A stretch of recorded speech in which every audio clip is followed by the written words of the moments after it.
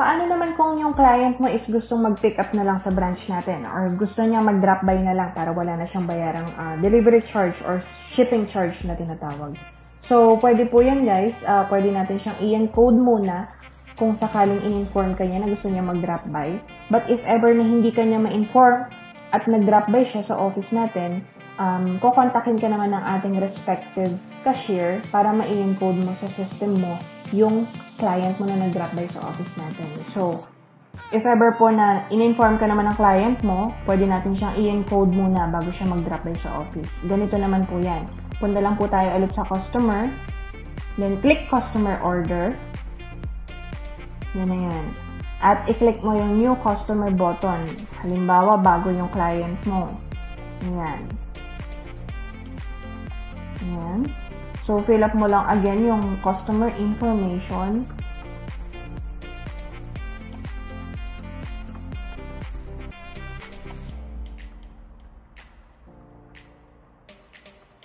Ayan. So, itong email, Facebook, pwede natin i-leave ng blanco again. And then, yung address niya.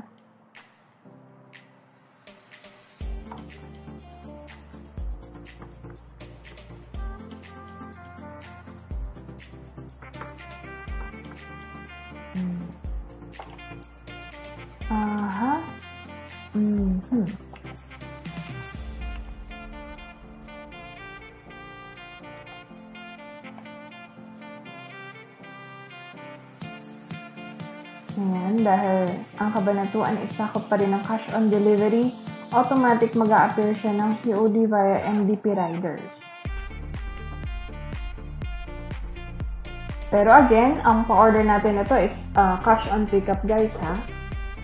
So ayan, landmark. Okay lang na wala nang landmark dahil cash on pickup naman tong pa-order mo. So click submit and then confirm. Ayan, nag-appear na siya dito sa list mo. So, click mo lang siya. At, ayan na, lumabas na yung kanyang information. And then, dito, sa bandang payment option, makikita natin yung cash on pickup. Piliin mo lang yung cash on pickup dahil mag-drop by siya. So, ayan. Ship via, naka-default siya ng pickup.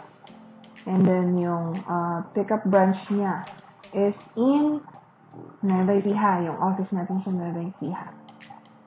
Yan. Delivery date or yung date na i-pick up niya yung product, dito pwede niyang ilagay.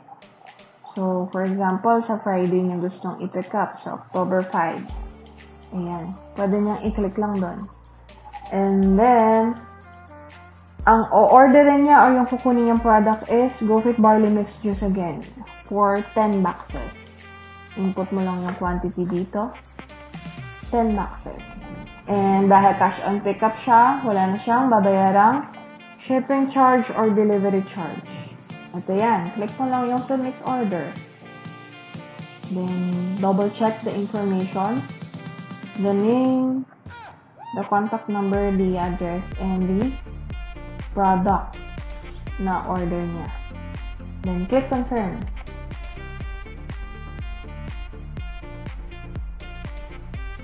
At again, nag-appear na siya dito sa list ng customer orders mo.